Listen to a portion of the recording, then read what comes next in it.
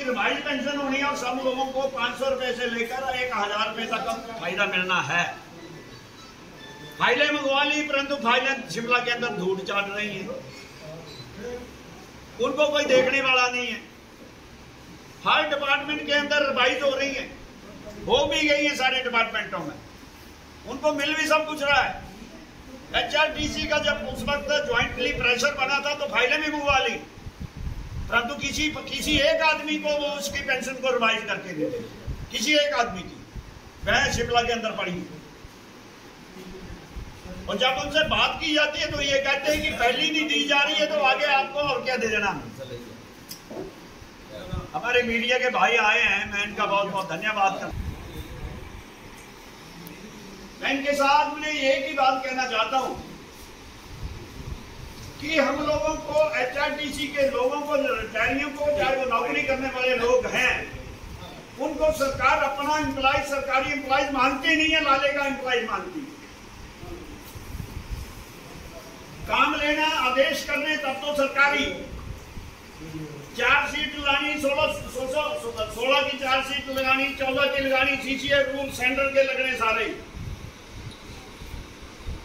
अगर किसी driver conductor ने छिक भी रास्ते में मार दी, उसके लिए भी अगर वो छिक ने सही ढंग से नहीं लगाई है तब भी उसको चार्जशीट। सजाएं इतनी इन लोगों को दी जाती हैं जिसका कोई हिसाब किताब नहीं।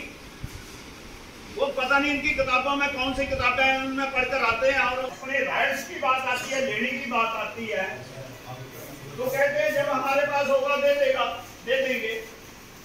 पेंशन दी जा रही है, तनख्वाह दी जा रही है और हम लोगों को 23 को पेंशन डाल रही है। रिटायर होता है तो उसकी अपनी जिम्मेदारियां बढ़ गई होती है, परिवार की जिम्मेदारी, साथ में बीमारियां उनके साथ इतनी जुड़ जाती हैं। अपनी 25 के अप्रैल के जितने लोग रिटायरी हैं, जो रिटायरमेंट होने के बाद कोई ऐसा आदमी नहीं रहा हमारा जिसको 50 साल तनख्वाह मिले। कि देखो HRTC के ड्राइवर कंडक्टरों, HRTC के रिटायरी बुजुर्गों का क्या हाल है। सरकार कोई पैसा नहीं दे रही है, परंतु अभी वो जब सरकार में बैठे उन्हीं के पास वो विभाग गया और उसी विभाग के मुखिया बने तो आज उनकी बोलती बंद है।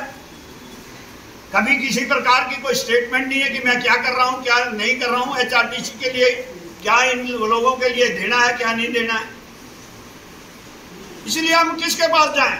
माननीय सुक्खू जी कहते थे कि मैंने व्यवस्था परिवर्तन कर देनी है जब भी मैं मुख्यमंत्री बनूंगा। वो व्यवस्था परिवर्तन ऐसी हो रही है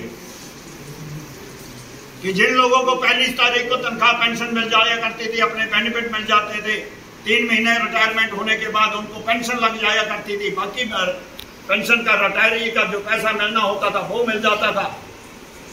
तो उसकी व्यवस्था परिवर्तन कर दी।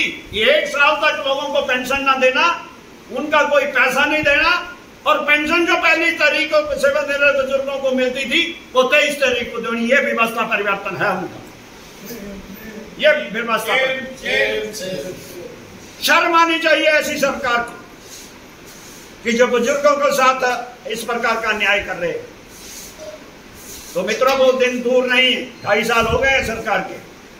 लोगों ने चाहा था कि हो सकता है नई सरकार बनेगी, उसमें व्यवस्था परिवर्तन में कुछ ना कुछ हम लोगों को मिलेगा, परंतु लोगों ने देख लिया कि व्यवस्था परिवर्तन के उपरांत हम लोगों को क्या मिला है। अब सरकार, लोग ये चाह रहे हैं कि कब वो चुनाव का बिगल बजता है और उस बिगल बजने पर ये व्यवस्था परिवर्तन को हम लोगों ने कैसे ठीक करना है, उन्होंने आकर कर लेना, लोगों ने कर लेना। इसलिए मेरा निवेदन रहेगा कि अभी 5 तारीख की जो हमारी बैठक होगी, जो भी फैसला होगा आप लोगों को बता दिया जाएगा और हम लोगों को संघर्ष तो करना पड़ेगा और बहुत बड़ा संघर्ष कांगड़ा के अंदर करना पड़ेगा ताकि सरकार को पता लगे, सरकार जो सोई है उनको भी पता लगे कि हमने क्या करना है, क्या नहीं करना है इनके साथ। क्योंकि HRTC के लोग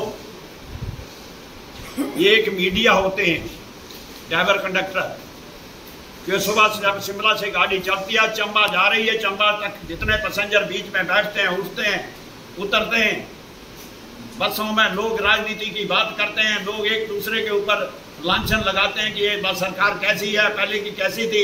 इस प्रकार का प्रचार जो है वो ड्राइवर कंडक्टर लोग करते हैं बसों के अंदर। तो एक बहुत बड़ा साधन है जो कि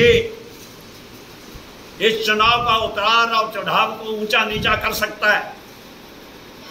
अगर इसी प्रकार वातावरण, अगर इसी प्रकार की व्यवस्था परिवर्तन परिवहन के अंदर ये लोग करते रहे तो वो दिन दूर नहीं है जब इनकी कुर्सियां इनको अपने आप छोड़नी पड़ेगी, लोग इनसे छुड़ा लेंगे। इन्हीं शब्दों के साथ आप लोग सभी लोग आए इस भारी बरसात में, पूरी कोशिश करेंगे कल्याण मंच अपनी बातों को सरकार तक पहुंचाने की और इस जो हमारी समस्या है उनके समाधान करने के लिए भी पूरा मिल बैठकर एक बहुत बड़ी बैठक करके उसके ऊपर एक्शन करके सरकार को जोड़ने का कोशिश करेंगे। ये हमारा जिम्मेवारी भी है सब लोगों की और नैतिक कर्तव्य भी है।